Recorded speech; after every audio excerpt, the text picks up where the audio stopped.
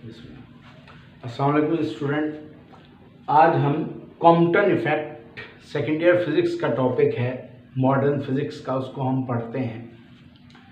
The definition of Compton effect is that the scattering of a photon from a particle after absorbing a photon by the particle is called Compton effect.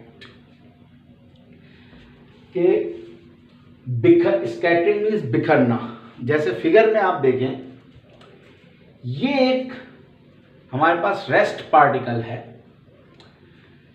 इसको एक photon ने आकर hit किया, तो इस rest particle ने इस photon को, फोटॉन मीन्स एनर्जी पार्टिकल, तो रेस्ट पार्टिकल इलेक्ट्रॉन प्रोटॉन ने कमिंग फोटॉन को एब्जॉर्ब किया, तो उसकी एनर्जी हाई हो गई, तो फास्ट मोशन में आया।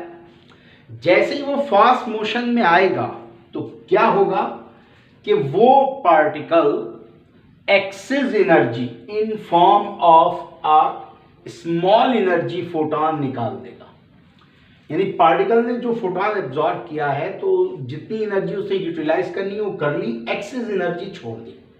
यानी अब क्या हो रहा है, या पार्टिकल एक डायरेक्शन में जा रहा है, फोटॉन उससे इमिट होकर दूसरी डायरेक्शन में जा रहा है, तो ये हो गया बिखरना, फोटॉन का एक पार्टिकल से बिखरना after absorbing a photon by the particle.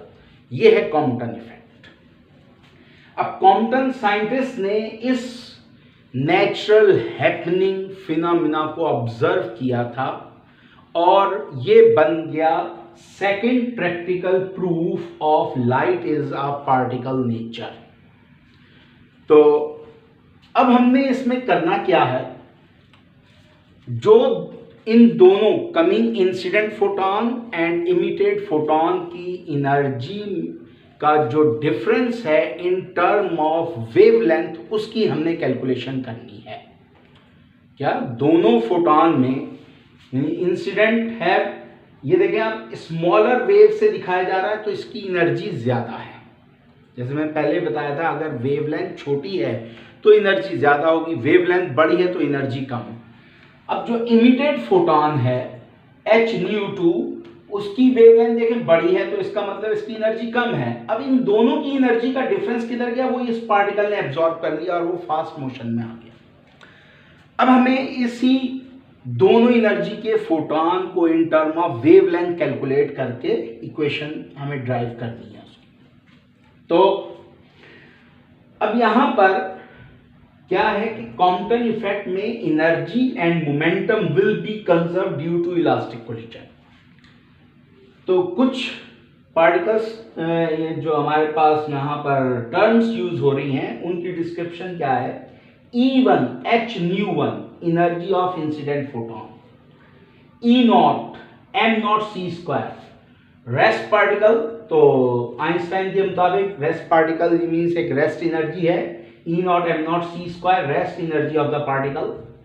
अब चूंकि वो मोशन में आ गया पार्टिकल, तो अब उसकी एनर्जी हो गई moving energy mc² energy of the moving particle या scattering particle, E2 h-2 energy of emitted photon from the particle. अब यहां पर ν1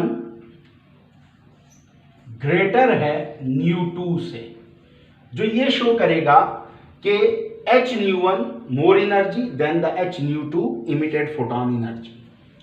अभी यहां पर हमने पढ़ा इलास्टिक कोलिजन की वजह से दो कंडीशन है, energy will conserve and momentum will conserve. So energy will conserve before and after impact. Impact means collision, यानी कि ये हमारे पास फोटॉन आ रहा है, ये पार्टिकल है, पार्टिकल आगे गया, फोटॉन इमिट करने के बाद बिखर गया, तो ये बन गई लाइन ऑफ इम्पैक्ट। तो लाइन ऑफ इम्पैक्ट पर एनर्जी क्या है, कंजर्व है। आने वाली energy E1, rest particle energy E0, इन दोनों को ऐड करेंगे इक्वल होगा going photon emitted photon energy E2 and moving particle या स्कैटरिंग पार्टिकल E। तो E1 h-1 E0 m0 c² equals to E2 h-2 plus mc²। ये हमारी equation number 1 होगी energy conservation.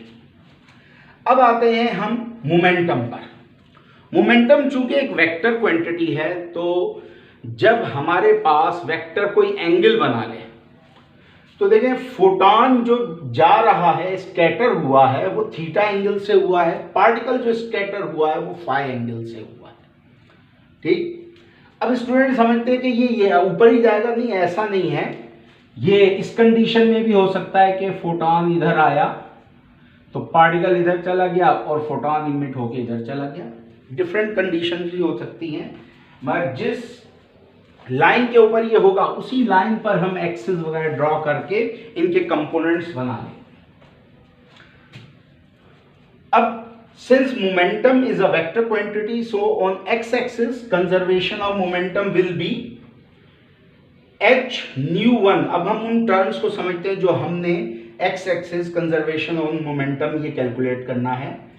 h nu1 by c, h nu by c ये होता है momentum of photon. अब चूंकि यहां पर हमारे पास nu1 है तो h nu1 by c momentum of incident photon, जाने वाले फोटॉन का momentum h nu2 by c, मगर चूंकि एंगल बना के जा रहा है तो उसके हमने कंपोनेंट कर लिए h nu2 by c cos theta x axis component, h nu2 by c sin theta y component. Particle move कर रहा है तो पार्टिकल की लीनियर मोशन कर रहा है, तो इस वजह से उसकी मोमेंटम p, तो p पार्टिकल मोमेंटम है तो उसका cos x component p cos phi, उसका y component t sin phi। तो अब theta angle of emitted photon, phi angle of scattering particle. तो हमारे पास कोलिजन से पहले पार्टिकल रेस्ट में तो उसका मोमेंटम हो गया 0, फोटॉन आ रहा है h nu1 by c, दोनों को प्लस किया equals to h nu2 by c cos theta momentum of the emitted photon on x axis plus momentum of the scattering particle on x axis p cos phi।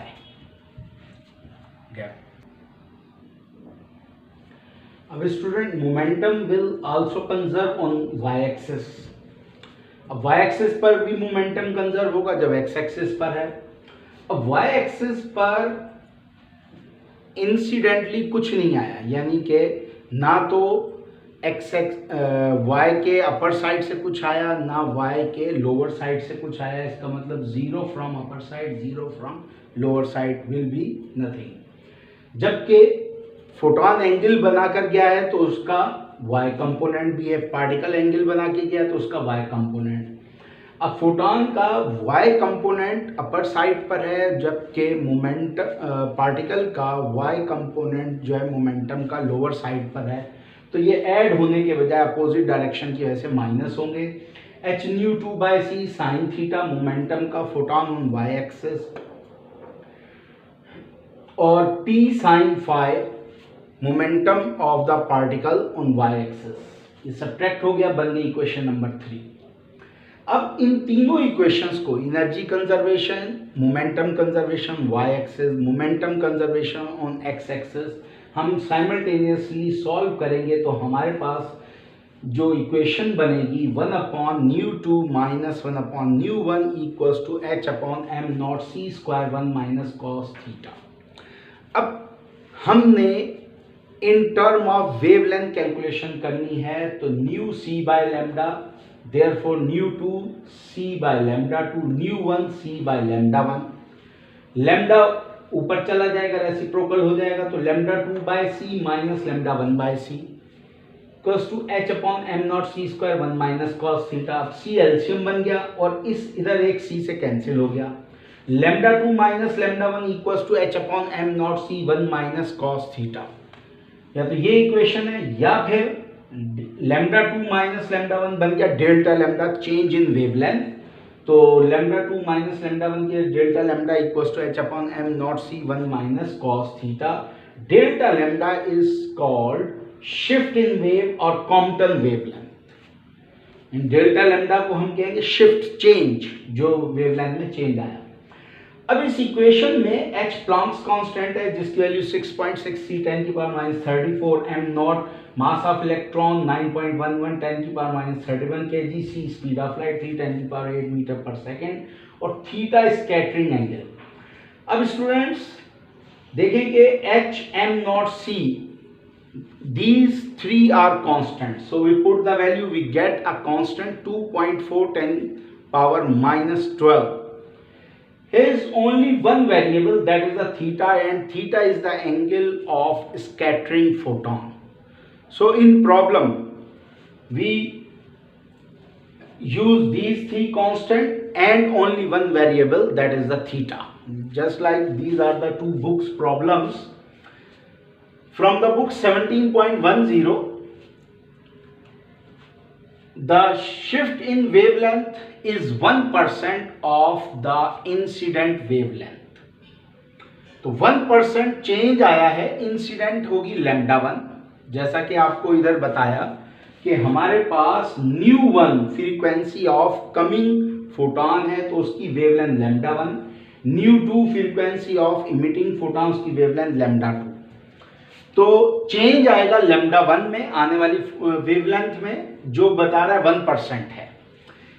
Calculate, और उसका scattering photon angle दिया हुआ है 120 degree. Calculate the incident wavelength, wavelength of the light used in the experiment, we have to calculate, that is the lambda 1।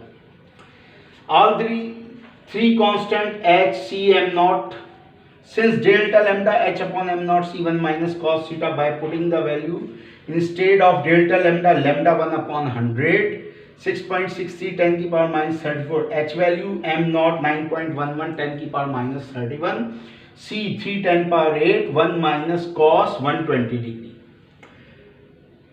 These three constants we get 2.4 10 power minus 12, 1 minus cos 120 minus 0.5 minus minus plus 1 plus 0.5, and here is 100 which will multiply on the other side of equation, that is at here 2.4 10 power minus 12 into 100, 100 10 की power plus 2 minus 12 10 power minus 10, 1 plus 0.5, 1.5 multiply 2.4, you will get 3.6 10 power minus 10 meter is the incident wavelength or wavelength used in this Compton effect.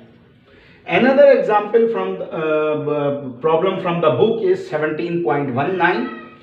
It is a quite easy problem in which only you have to calculate the shift in wavelength and the emitting photon angle is 90 degree, or scattering angle is 90 degree. Delta lambda you have to calculate, delta lambda h upon m naught c1 minus cos theta, by putting the constant values and the theta value. Cos theta 90 cos 90 degree equals to 0, 1 minus 0 1, so you will get the change in wavelength, shift in Compton wavelength 2.4 10 power minus 12.